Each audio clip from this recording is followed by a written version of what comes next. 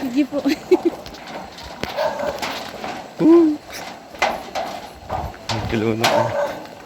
Dito magsisimula ang ating paglalakbay sa hanging bridge ng Madlum River. Pare, dahan-dahan lang. Ayukuan mo yan eh.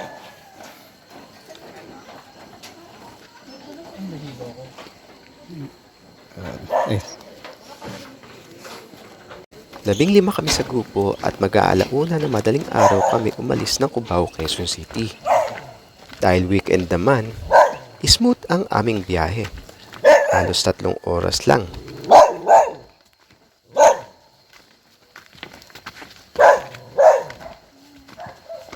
This is my first time hiking at umakyat ng bundok, kaya naman full of excitement at energy gaya nila.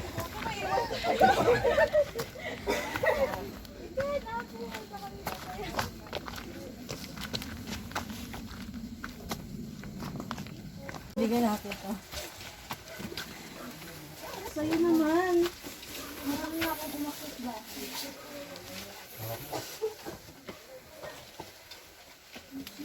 Dito mapapansin nyo na mabato na ang dinadaanan namin. Dahil nandito na tayo sa parte ng Madlum Cave.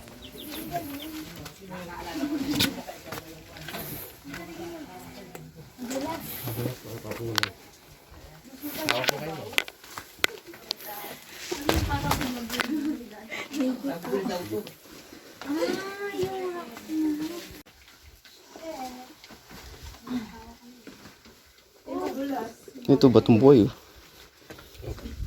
Marble sa kaya. Tawag dyan, limestone na po. Mapol sa iba.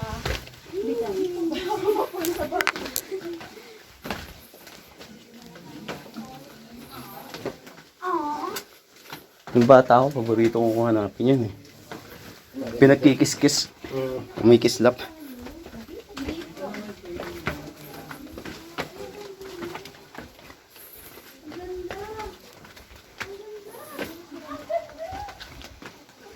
Siguro maririnig nyo naman kung gaano humanga ang mga kasama namin sa kagandahan ng lugar na ito. Pero syempre dahil madalas na napupunta na ito, Yung mga sulat-sulat na yun pala. Ako ng mga skarasin. Mga araw tayo. Oo, matagal na. Yung ba, ano yung itong... Kahit ng araw pa ito, talaga dinadayo na ito pa ang paliguan.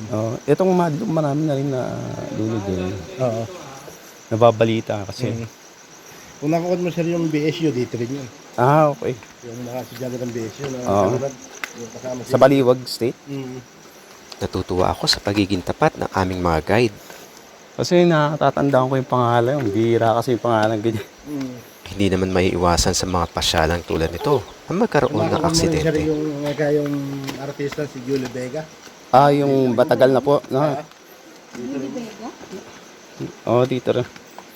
Sabi ko sa'yo, yung yung river na to. Ingat ka dyan.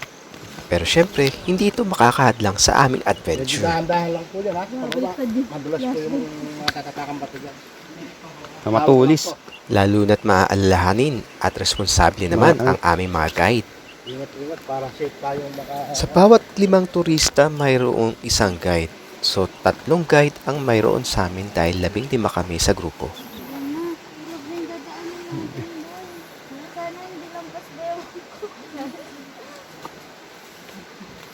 Hindi ba basahin pa?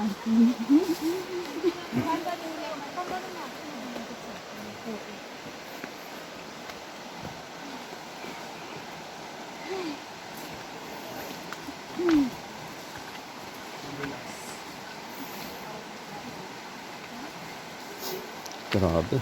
Ang tarik eh.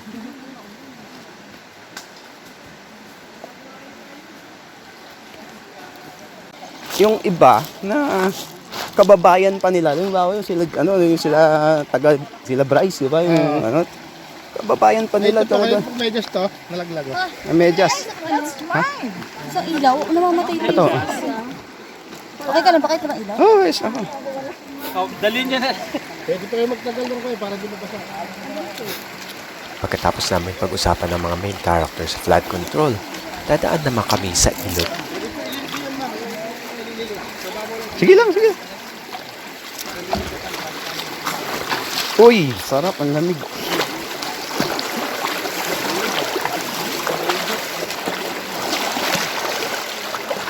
Kaya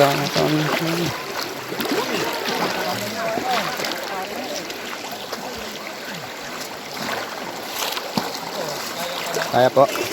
Sige po, hawak po. Dito may mga ulang po. Ano siya? Ulang. Ay, alaso. Wala rin. Malilibang ka rin sa paglalakad dahil may kakwentuhan ka. Saka dito, talapia, yung tatawag ng hipon. Ah, yun, Walang meron. ganyan, Kaya lang maliliit siya. Ah. Pag umuulan, sir.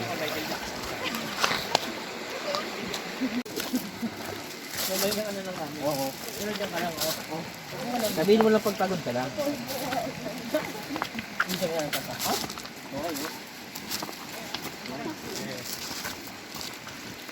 May lagpas 1 oras na rin kami naglalakad pero tuloy pa rin ang laban.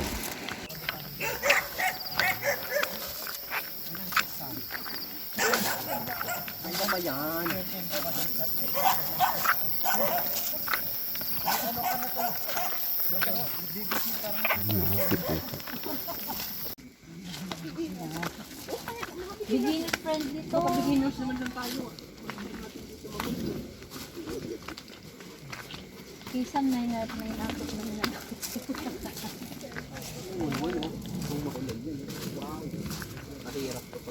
Dati na nakakasaw pa rin pagpababa.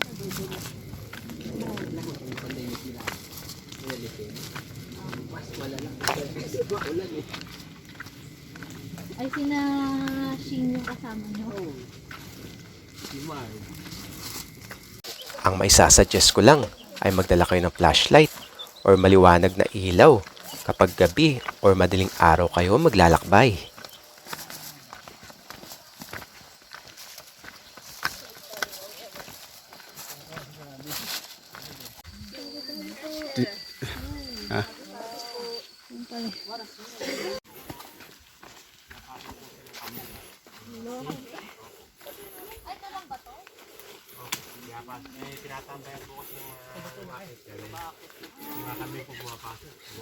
May gold dyan.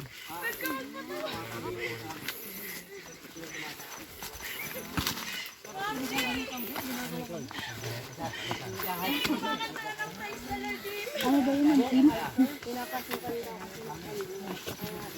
Kaya raw may bakod ang lugar na yan ay para maiwasan ang pagtambay ng mga kambing na kadalasan ay umiihi sa lugar na yan.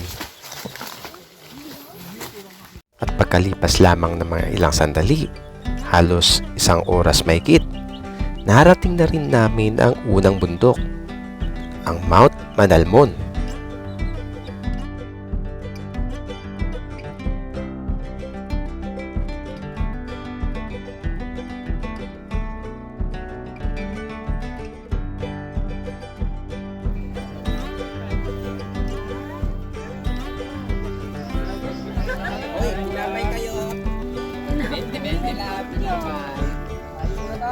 Para kanina, libre lang yun ah.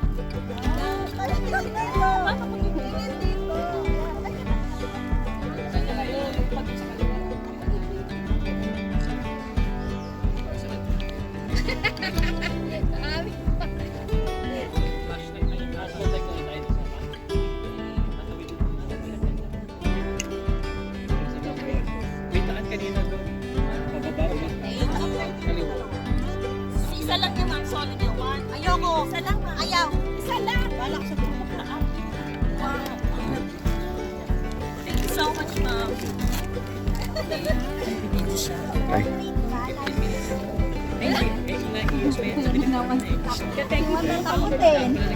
Parang hindi sikat na.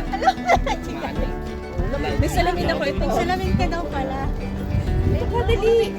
Ito yung kay Ma'am Sol. Yung ano niya. Yung view niya. Kapag marami ang naghihintay, may 15 minuto kayo para magtagal sa tuktok ng bundok.